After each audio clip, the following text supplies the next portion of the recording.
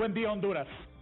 ¿Cuáles serán los impactos que tendrá la reforma tributaria en la economía y particularmente en la producción de alimentos?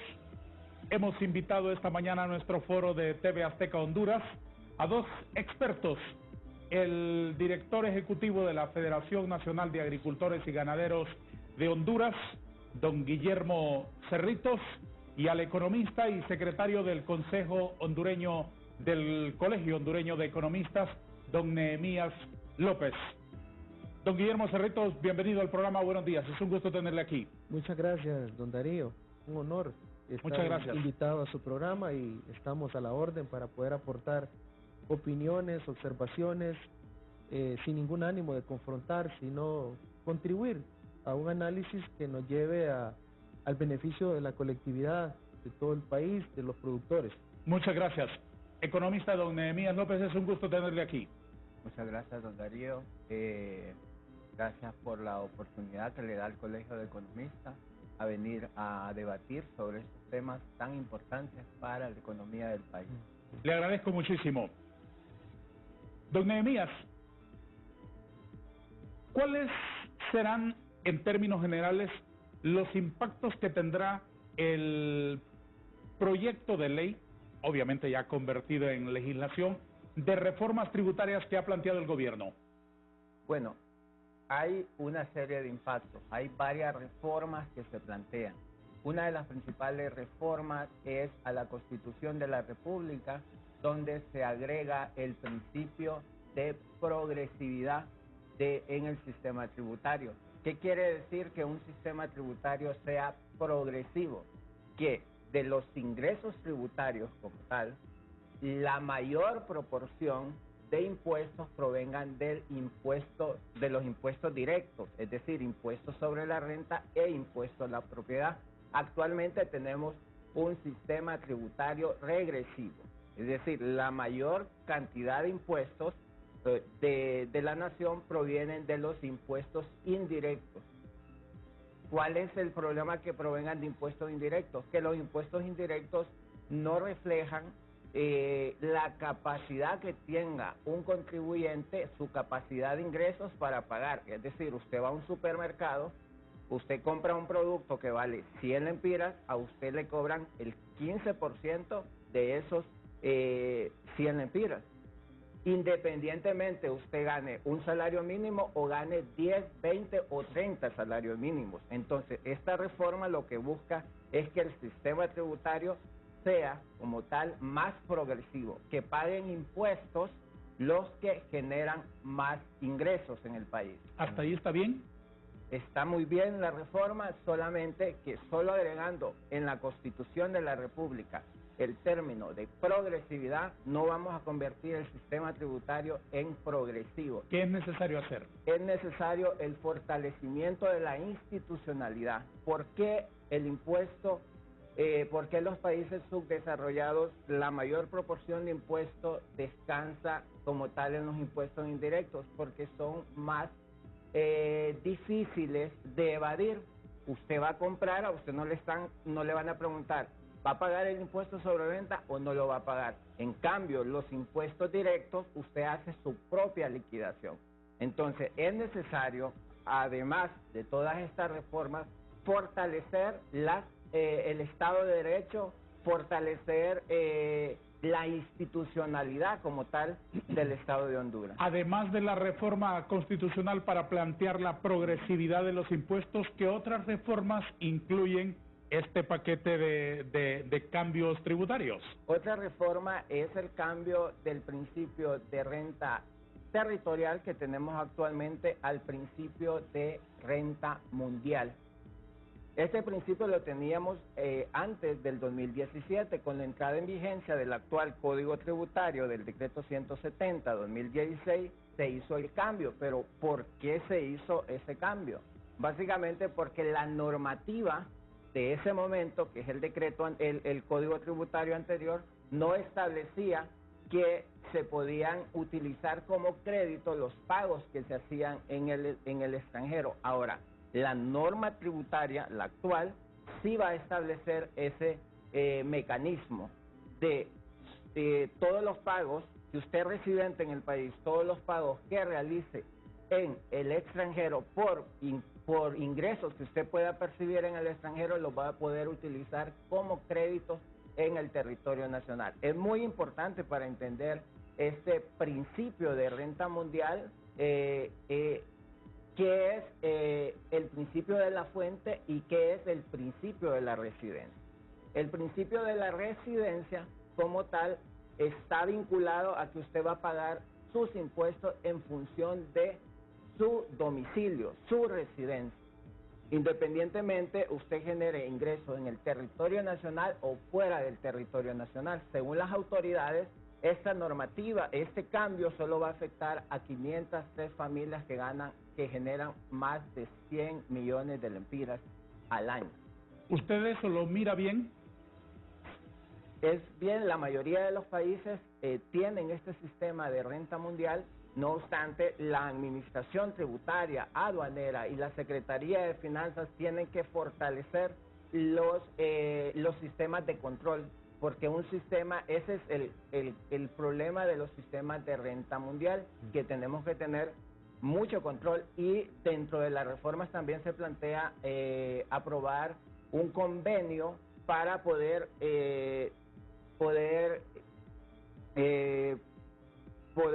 compartir información y recibir información de aproximadamente 146 países. ¿Cómo se puede atajar el riesgo del doble tributo?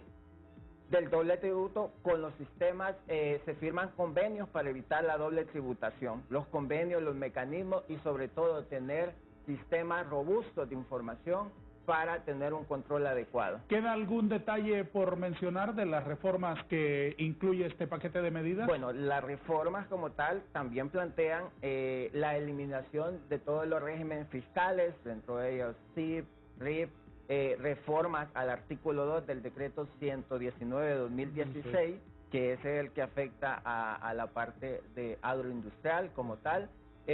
También se crean dos regímenes, las zonas francas, y se crea el régimen RINDE, que ahí hay que hacer un análisis de qué beneficios se está otorgando en función de los regímenes fiscales ya existentes. ¿Cuál es el impacto en la agroindustria concretamente? En la agroindustria tenemos que analizar qué productos como tal ya no van a estar exonerados como tal. Primero, ¿cuál es la decisión del gobierno en el proyecto? La decisión es derogar el artículo 2 del decreto 119 de 2016. ¿Qué implica eso? Implica que ahora, cuando usted compre o importe, ya no va a estar exonerado del impuesto sobre venta, y por el impacto como tal es, si ese impuesto lo llevamos al costo, al final va a aumentar esos insumos, y ese insumo va a ser trasladado al productor. Director Ejecutivo de la Federación Nacional de Agricultores y Ganaderos de Honduras, don Guillermo Cerritos, ¿cuál es la interpretación que hacen en la Federación sobre esta propuesta del gobierno?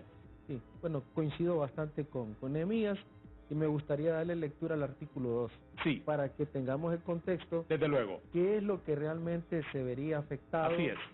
Bajo esta nueva propuesta de ley? Es pertinente. Léalo, sí, como que usted fuera el secretario del Congreso, digamos.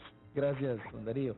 Bueno, el artículo 2 se exonera del pago del impuesto sobre ventas a la persona natural o jurídica en la importación o compra local de maquinaria, equipo y sus implementos, sus accesorios y repuestos, equipos y materiales de riego, sistemas de riego para agricultura, material de limpieza industrial, empaque y envases, que intervienen directamente en el producto agroindustrial final comercializable, incluyendo los que se utilizan en la producción agroindustrial de especies mayores y menores, como ser bovinos, porcinos, acuícolas, avícolas y de peces, de acuerdo con la capacidad económica del obligado tributario. ¿La idea del gobierno en el proyecto es reformarlo o meterle el tractor de una vez? La idea es derogarlo. El artículo 16, en el inciso, permítame, en el inciso 8, de la propuesta en sí, ellos proponen la eliminación de los beneficios otorgados por este artículo que le acabamos de dar lectura. ¿A qué obedece esa reforma? Bueno, realmente nos extraña porque el espíritu de la ley o de la propuesta es la generación de empleo. Y el sector agropecuario, agroindustrial, generan más de 1/3 de los empleos de la población económicamente activa en Honduras. Al quitarle nosotros, digo nosotros como como sociedad, sector, digamos, o al perder nosotros estos beneficios, prácticamente el campo se está quedando sin incentivos, al menos en estos aspectos que están contemplados en el artículo 2. A ver, pongámoslo mucho más claro de lo que usted ya lo ha explicado. ¿De qué impuestos están exentos los trabajadores del campo, los inversionistas del campo? Bueno, depende. Los productores independientes o personas naturales, si van ahorita a una agropecuaria a comprar semillas, sean nacionales o importadas, fertilizantes, que son totalmente importados, agroquímicos, que son prácticamente todos son importados, ellos ellos están exentos. ¿Es correcto, Nehemías, el concepto? Ellos están exentos, es decir, no tiene él que hacer un proceso administrativo para demostrarle a la tienda o al proveedor de que él no debe pagar el impuesto sobre venta. Por lo tanto, pues es automático. Sí. Ese se mantiene. Y lo reiteramos y sabemos que eso no hay ninguna trampa hasta el momento, pues que nosotros, perdón la expresión, que pudiera poner en riesgo esto. Así es. Que sumados esos 3 rubros representa, con los efectos que hemos tenido de la pandemia y guerra y todo lo demás, el año pasado representó que la empresa privada se sacara $500 millones para asegurar esos tres rubros o esos 3 insumos que son básicos. Ahora, ¿qué pasaría ahora? Si la persona natural va a un dispensador, a un distribuidor de maquinaria, equipo, él ya no le va a poder exonerar, ¿es correcto, Nehemías?, del impuesto sobre venta a equipos, a maquinaria, a sus accesorios, es decir, sus repuestos también van incluidos, las llantas de un tractor van incluidas, todo eso va incluido, es decir, ya la maquinaria sería sujeta del impuesto sobre venta como lo es en el caso de maquinaria para construcción actualmente. Obviamente que esto, una persona que no tiene un tractor, porque hay muchos productores que no tienen un tractor, pero en su comunidad hay un prestador de servicios de mecanización agrícola, le va a tener que aumentar el costo de ese servicio de mecanización, llámese arado, llámese rastreado, llámese sembrado, llámese aplicación o fumigación, porque hay muchas actividades en la producción de un cultivo que requieren el uso de diferentes equipos. Entonces le va a decir, mira, ahora te cuesta más porque yo ya no estoy exonerado. O sea, yo tengo que pagar el impuesto cada vez que voy y compro un repuesto, cada vez que reemplazo mi equipo. De acuerdo. ¿Verdad? Tengo que pagar ese impuesto. Es obvio que el concepto de depreciación en la maquinaria no es un asunto que se deprecia en 1 año, 2 años, es mucho más tiempo. Pero va a tener un impacto directo en el costo. El proveedor de servicios va a tener que recalcular su costo en base a este contexto, donde él ahora paga el impuesto sobre venta. Eso rápidamente para hablar del tema de la maquinaria. Pero, por ejemplo, hasta una simple bomba asperjadora de mochila, de motor, ahí ahora tenemos problemas. Ahí hay repuestos que están exonerados y hay repuestos que no están exonerados. Entonces, más bien deberíamos sentarnos a revisar qué es lo que no está para incluirlo. Pero en este caso nosotros nos quedaríamos sin ningún tipo de beneficio de exoneración en estas cosas que incluye el artículo 2. ¿Qué otro aspecto? Uno mucho más delicado, los sistemas de riego. Honduras tiene 1.8 millones de hectáreas que pueden ser destinadas para el uso agrícola. De esas, solo 340,000 son susceptibles de riego. De esas 340,000, el país apenas ha alcanzado alrededor de 70,000 con sistemas de riego, o sea, un 22% de esa área. ¿Y el otro 1.500.000 cómo se las arregla? De temporal. Es decir, tenemos que depender del régimen de lluvias porque no son zonas que tienen una fuente de agua cercana. Anotar con un clavo detrás de la puerta las cabañuelas de enero y calcular cuándo salgo a sembrar con la lluvia temprana o la lluvia tardía. Así es, don Darío. Vimos un país que tiene mayor proporción de suelo forestal.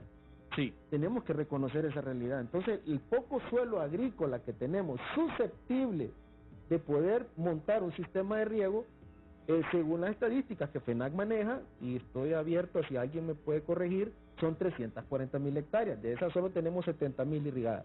¿Qué quiere decir esto en términos prácticos?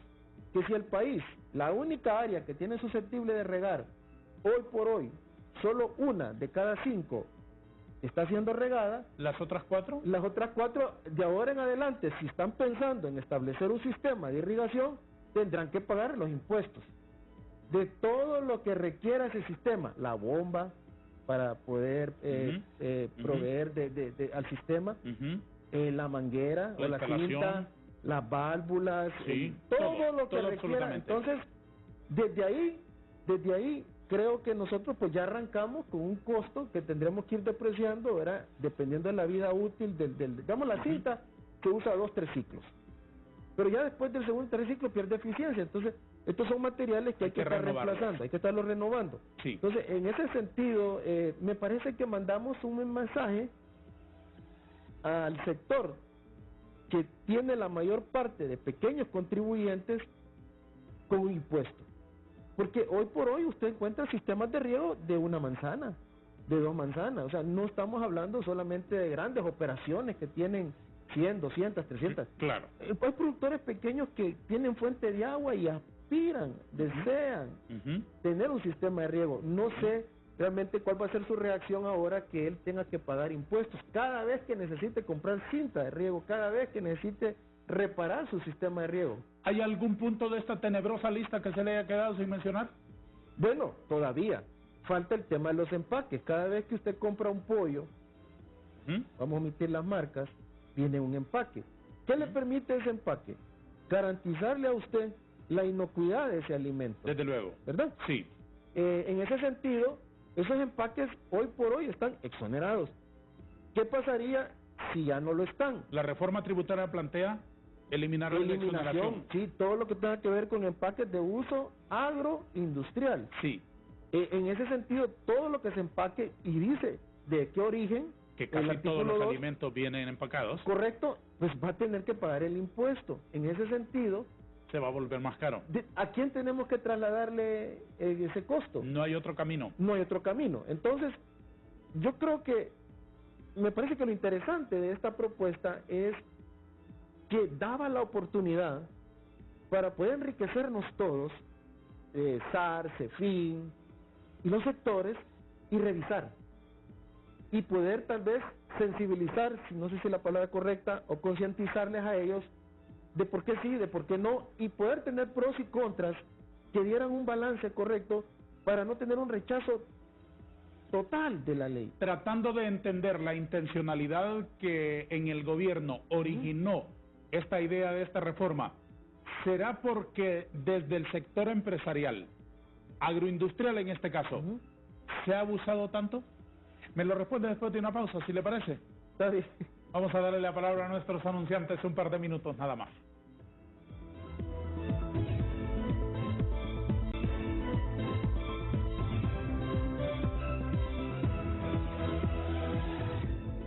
Yo creo que en la televisión se debería legislar de alguna manera para transmitir lo que pasa en los foros durante las pausas comerciales. Creo que a veces las conversaciones son más ricas que lo que sale al aire. Sí. No sé, parece que uno habla con más libertad. Es correcto.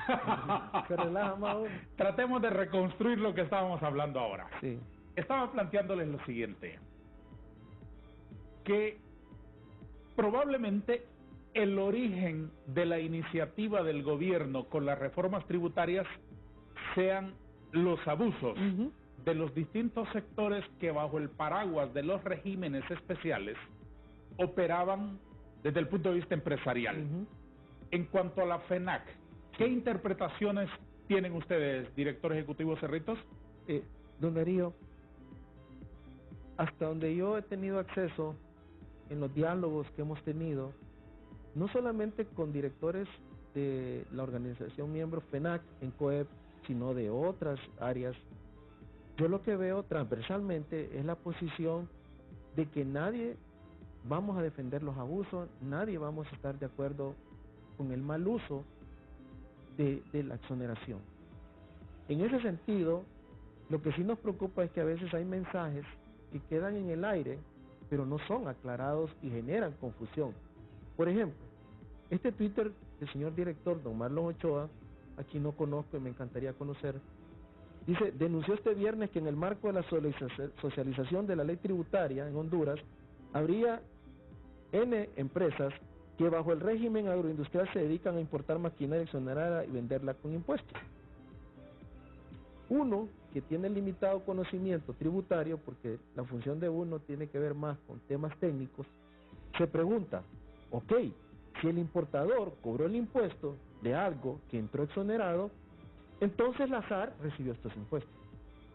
Es obvio. Sí, yo se lo preguntaba a Nehemías. Es obvio, ¿verdad? Sí. Pero ¿por qué generar esa confusión innecesaria y que todos sean juzgados como lanas, abusadores o corruptos en este tema? Okay. Sí. Si usted como persona va a comprar y usted no está inscrito en el registro único como persona natural o agricultor en la SAC, el importador no puede darle la exoneración porque usted no está registrado. Tiene que cobrárselo.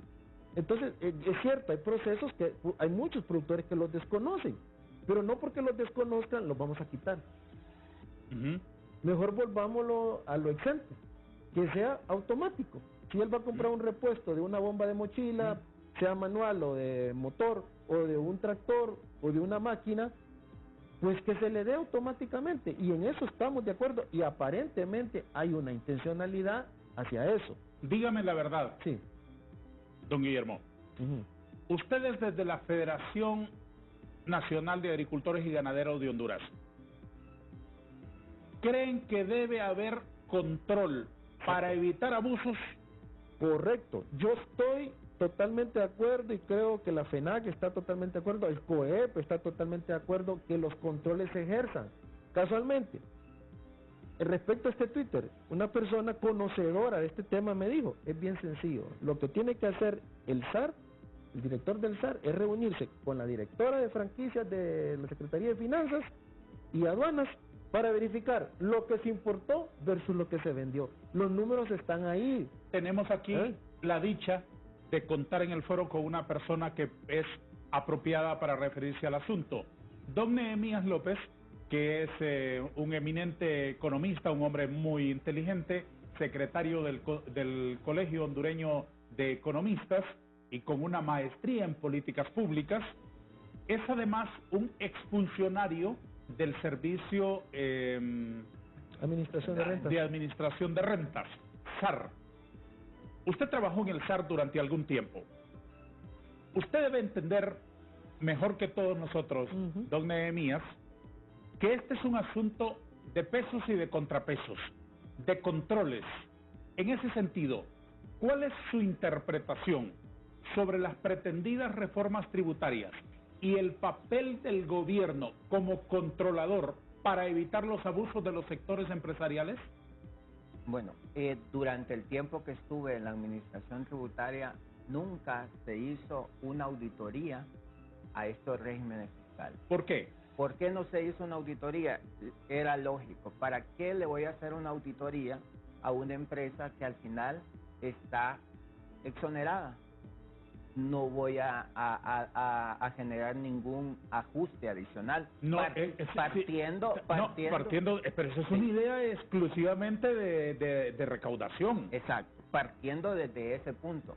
No obstante, nunca se había visto las auditorías de cumplimiento. Exacto. Es decir, si este régimen está cumpliendo con lo que establece la ley, está cometiendo abusos, no está cometiendo abusos, entonces ahorita lo que se está proponiendo es eso, fortalecer la institucionalidad, la coordinación entre CEFIN, el Servicio de Administración de Rentas y Aduanas.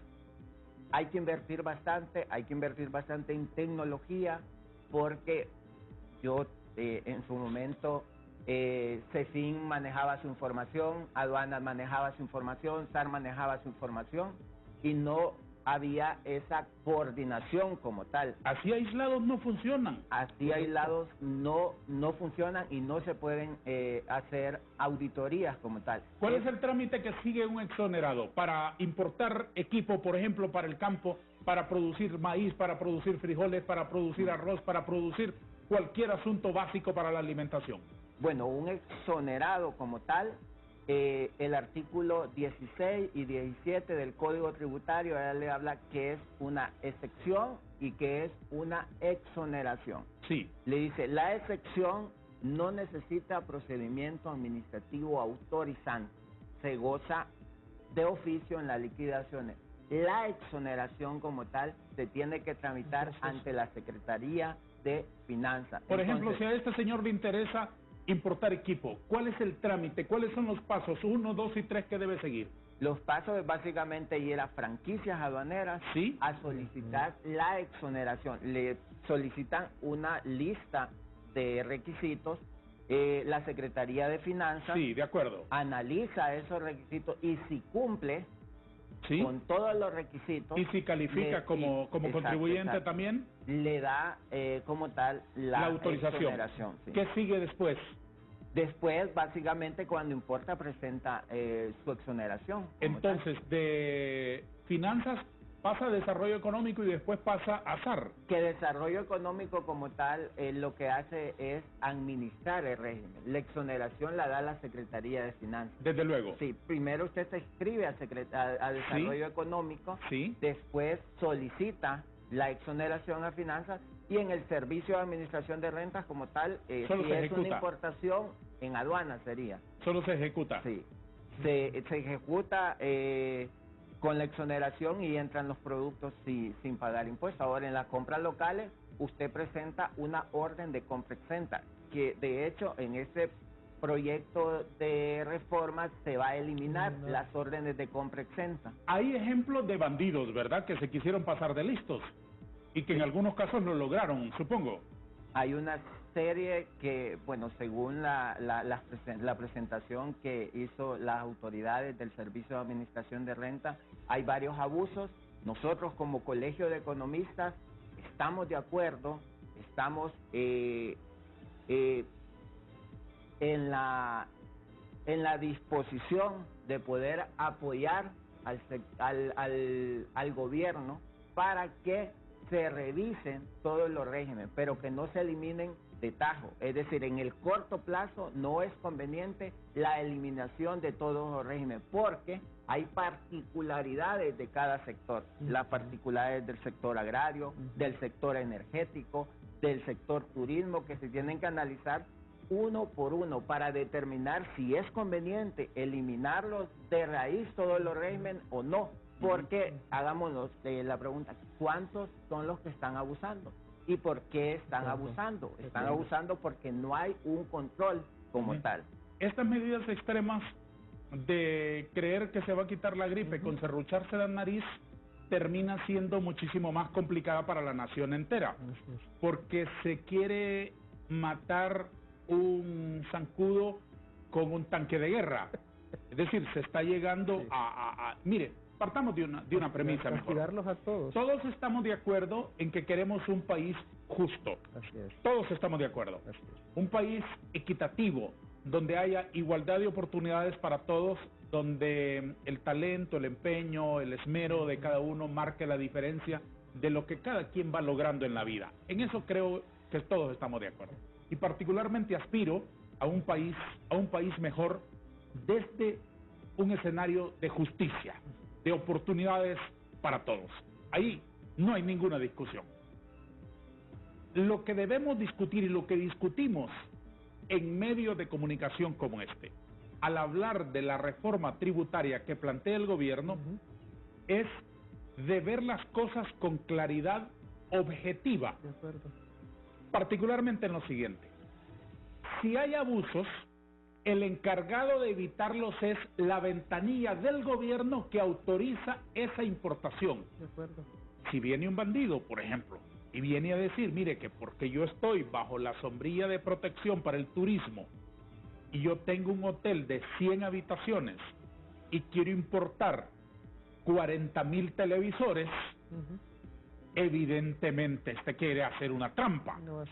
Pero ¿quién lo autoriza? Es el gobierno, porque el gobierno es el encargado de vigilar el bien común, ya no solo el interés particular de aquel lana que quiere dormirse al sueño, sino de todos los demás, de todos los ciudadanos que con lo que aquel debería pagar necesitan salud, educación, vías de comunicación, seguridad, etcétera, etcétera. En eso creo que debe de enfocarse nuestra responsabilidad como medios de comunicación, que el gobierno cumpla. Pero si el gobierno no cumple con ese papel de vigilante, de auditor y de control, entonces evidentemente siempre habrá quien vaya a desprestigiar un privilegio como este que tiene otro sentido, y el sentido es estimular y hacer más fácil la producción. Ese es el único comentario que quiero hacer en este programa, donde son ustedes los que tienen la palabra. Completamente de acuerdo con usted. Y por ejemplo, si usted nota, yo no opino de otros rubros que no conozco. Por ejemplo, no opino de turismo, no opino del tema de los regímenes que tienen la maquila. Pero en el caso agrícola o agropecuario, la SAC tiene personal capacitado para poder discriminar al ver un listado. Totalmente. Si esto aplica o no aplica. Y la SAC, conozco los profesionales que están ahí, tienen la capacidad de decirle, no, esto no procede, esto sí procede. Y entonces, hay cosas bastante obvias. Correcto. Don Guillermo. Correcto. Hay cosas elementales. Usted como productor de frijoles o de maíz no me puede venir con el cuento de que usted quiere importar un avión de guerra. Exacto. Es decir, es obvio que usted me quiere hacer una trampa. Claro. Entonces el gobierno debe evitarla. Punto. Claro, y necesitamos esos técnicos en la Secretaría que cuando le dan un dictamen a CEFIN tiene que estar seguro que viene de un profesional. Así es. Que está pensando igual que usted y yo por el bien del país. Así es. Entonces creo que cuando Nehemías hablaba de la institucionalidad, vemos que aquí hay la suficiente institucionalidad. Ahora, el respeto de la misma es diferente. Si alguien en SAC dictaminó que lo que yo voy a importar como agroindustrial o como empresario del agro aplica, no tiene por qué venirse CEFIN y decir no lo acepto. O sea, ahí es donde ese respeto debe caber. Y criterio. Y al revés. Y si al dictamina algo que no el responsable, el funcionario público, debe responder por eso. Es reparable. Debe responder por eso. Ahora, aterricemos en algunos asuntos finales en esta última parte del programa. ¿Qué repercusiones tendría una reforma tributaria aprobada, así como la ha planteado el Ejecutivo, aprobada en el Congreso? Bueno, para su sector. Sí, para el sector nuestro es muy sencillo. Se paga el impuesto, se recalculan los costos y por ende el productor va a recalcular sus precios. En esto, al final, lo que va a venir es a sumar a ese proceso inflacionario que hemos estado sufriendo, no solamente por factores internos, sino más por factores externos en la producción de alimentos. Está refiriéndose usted solamente a un factor, pero creo que hay más, sin saber más que usted, correcto, don Guillermo, pero percibo que hay un asunto importante que estamos dejando fuera. No solamente es el precio del alimento que voy a encontrar en el mercado al alcance de mi mano, correcto, probablemente no al alcance del bolsillo, pero sí al alcance de la mano, pero otra cosa también es la productividad. Claro. La productividad. Un asunto es que el pollo, el arroz, el frijol, el maíz esté más caro. Otra cosa es el riesgo de que no haya. ¿O no? Sí. Un ejemplo bien sencillo que tiene que ver con productividad e impuestos. La cinta de riego normalmente tiene un uso óptimo de 2 ciclos, es decir, 2 siembras.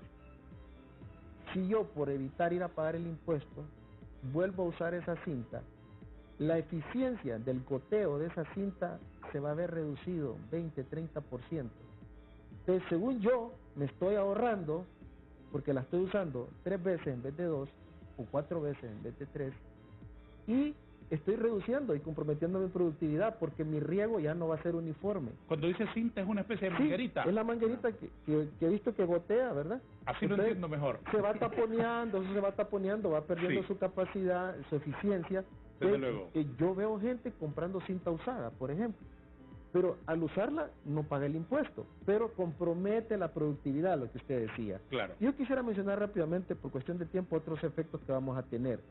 Al subir los precios de los alimentos, como usted bien lo dice, hay personas que tienen la capacidad de comprarlos y otras no. Por ende, se van a reducir las ventas de las empresas que se dedican a la producción de alimentos. Si se reducen las ventas, por ende, se va a reducir el recaudo de impuestos. Entonces, este es un círculo vicioso donde realmente lo que yo estoy haciendo de alguna manera va a ser contraproducente hasta para el recaudo de los mismos impuestos, porque lo que vamos a hacer es empujar a la gente a la informalidad. Y al empujar a la gente a la informalidad, el recaudo se tiene que ver reducido. Un alto en el camino, mientras escuchamos a nuestros patrocinadores y les sirvo una cuarta taza de café a usted y la primera a don Nehemías, si le parece. Gracias. Un minuto nada más para un par de mensajes finales.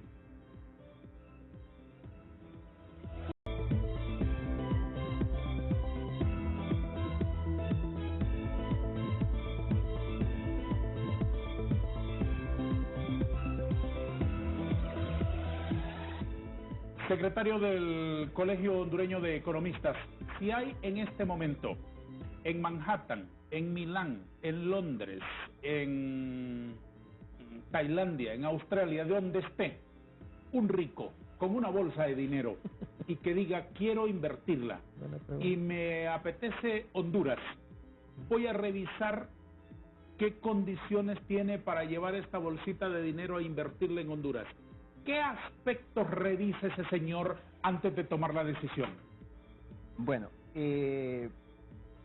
aquí hay que hablar, y se ha dicho bastante, de cuánto es la inversión extranjera directa de Honduras, que básicamente son 707 millones de lempiras, y que solo El Salvador tiene 48 millones, Guatemala 1.150 millones, Costa Rica 2.549.000.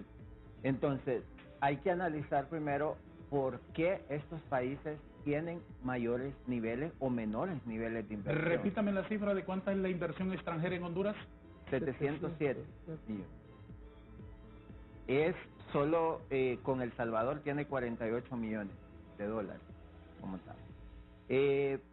Un inversionista va a venir y va a analizar el Estado de Derecho, y en el Estado de Derecho Honduras se ubica en la posición número 121 de 140 países. Nada de qué sentirnos orgullosos. ¿Y qué analiza el Estado de Derecho? La separación de poderes, ausencia de corrupción, gobierno abierto, derechos fundamentales, orden y seguridad, cumplimiento normativo, justicia civil y justicia penal. No siga que nos va a hacer llorar, estamos aplazaditos en todo eso. También viene y analiza cuál es el costo de la energía. Sabemos los problemas que está pasando la Empresa Nacional de Energía Eléctrica. Nosotros tenemos el costo básicamente 0.20, solo Nicaragua tiene 0.21 en la tarifa industrial.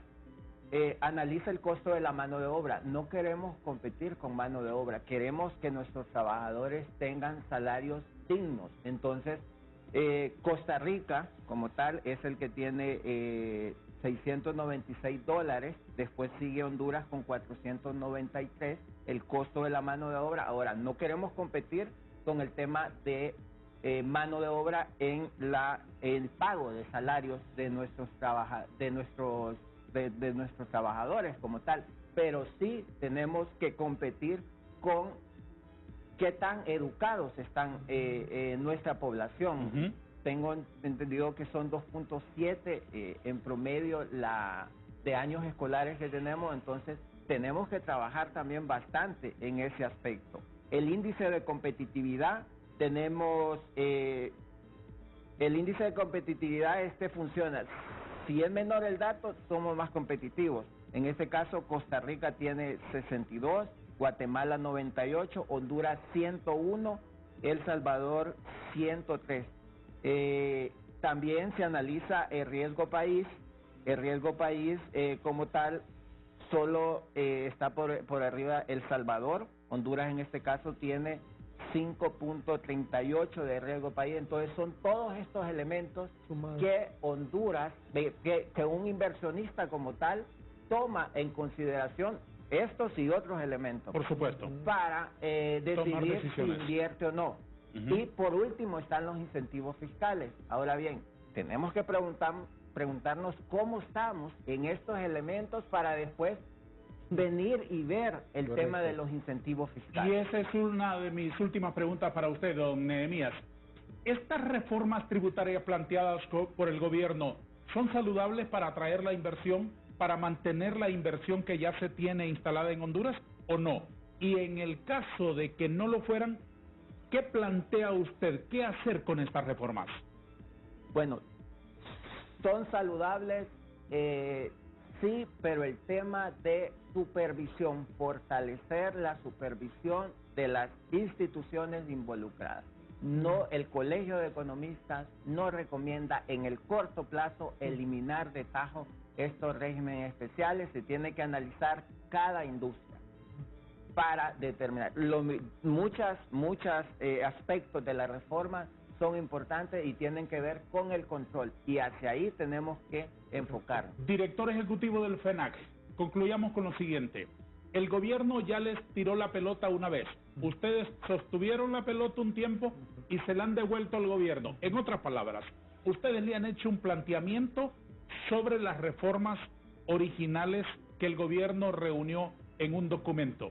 Esas reflexiones, esas interpretaciones, esa especie de contrapropuesta de los empresarios, ¿en qué línea va?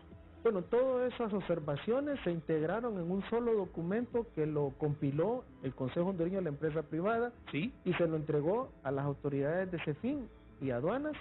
Y también tengo entendido que con ocasión de la cumbre, el presidente del Consejo Hondureño de Empresa Privada se reunió con la presidenta allá para seguir analizando y discutiendo. La cumbre del fin de semana en República Dominicana. Sí. Tengo entendido que el día de hoy se va a dar a conocer por parte del Consejo Hondureño de la Empresa Privada a sus organizaciones miembros cuál es ese documento final que se le entregó a nuestras autoridades. Pero por el otro lado, creo que casi todas las cámaras hemos tenido acercamiento con los diputados del Congreso porque, como usted sabe, don Darío, esta ley va a ser aprobada o desaprobada en el Congreso Nacional. Así que es importante que nuestros diputados, que al final van a ser los tomadores de decisión, que van a decir si esto pasa o no pasa, tengan criterios suficientes y observaciones suficientes, esperemos que las hayan leído, las hayan estudiado, para poder tener su criterio propio y decir procede o no procede realmente esta ley. ¿Qué es lo que necesita el campo? Más incentivos. Deberíamos de buscar una comparación de los incentivos que tienen los países de la región, como lo ha dicho el presidente del COEP, no somos una isla, estamos en una región que tenemos que competir por oportunidades, por inversión, etcétera. Para ponerle un ejemplo, en Ecuador la tarifa de energía eléctrica es $0.09 kilowatt, en Honduras es $0.23. Entonces, casi con el triple de costo de energía que lo mencionó, entre los múltiples aspectos que mencionó el licenciado Nehemías, nosotros estamos dejando de ser competitivos. Por eso esa palabra no le gusta mucho al gobierno, es el tema de que no somos competitivos, pero los números lo dicen. Por lo tanto, debemos revisar qué está pasando para que nosotros podamos seguir generando empleos. Y recuerde algo, cuando usted tiene energía cara, no le puede trasladar ese costo a un comprador internacional. A él no le interesa. A él le interesa que su camarón, o su producto, o su melón, o su sandía, esté competitivo con otros proveedores. Planteado así como está el paquete de reformas del gobierno, ¿se va a volver más complicado producir alimentos? Sin duda. Eso es ineludible. ¿Qué riesgos corremos? Lo que hemos mencionado. Encarecimiento. Encarecimiento a lo interno y fuga de capitales que pueden sembrar o producir estos bienes que se exportan en otros países de la región que tengan las ventajas. No digamos esas 300.000 hectáreas que usted me mencionaba para que avancemos en que sean más las irrigadas, para que avancemos en el otro 1.500.000 que se nos quedaban sin irrigación. Sí. Bueno, yo le digo una cosa y con mucho respeto. Solo con la partida confidencial de los 17.000 millones, nosotros le ponemos riego a todo Honduras en un año. Dios santo. Don Nehemías López, déjeme una reflexión final sobre las reformas tributarias que plantea el gobierno y el planteamiento sosegado, inteligente y siempre lúcido del Colegio Hondureño de Economistas.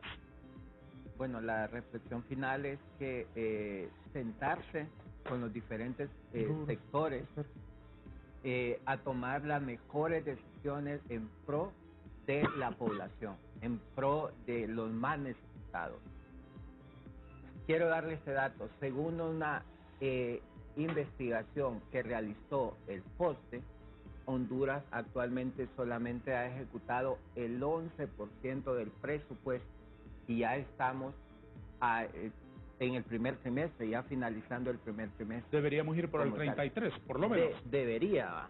Entonces, unas reflexiones que hacía también el FOSDE es que en Honduras las políticas públicas no están vinculadas a las necesidades de la población, al hambre de la población, de los que tiene. En nombre de la pobreza se han invertido más de 500.000 millones de lempiras y actualmente los niveles de pobreza son del 74-73%. Entonces, en estos temas tan delicados como es las reformas tributarias, que como tal a nadie le gusta pagar impuestos, no es algo como yo voy a pagar impuestos, porque sí, se paga impuestos y uno espera que haya condiciones para que de seguridad, de salud, educación. Entonces, el llamado del colegio es al diálogo, a llegar a consensos, a determinar estas reformas, qué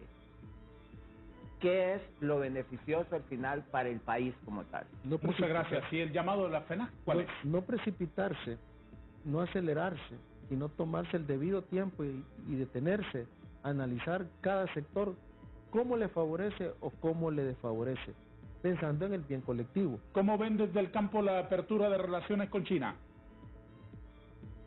Bueno, le voy a hacer dos comparaciones del 2021. En un telegrama, por favor. Nosotros exportamos a China 75 millones de dólares en 2021 e importamos 140. Es decir, teníamos una relación de 2-1.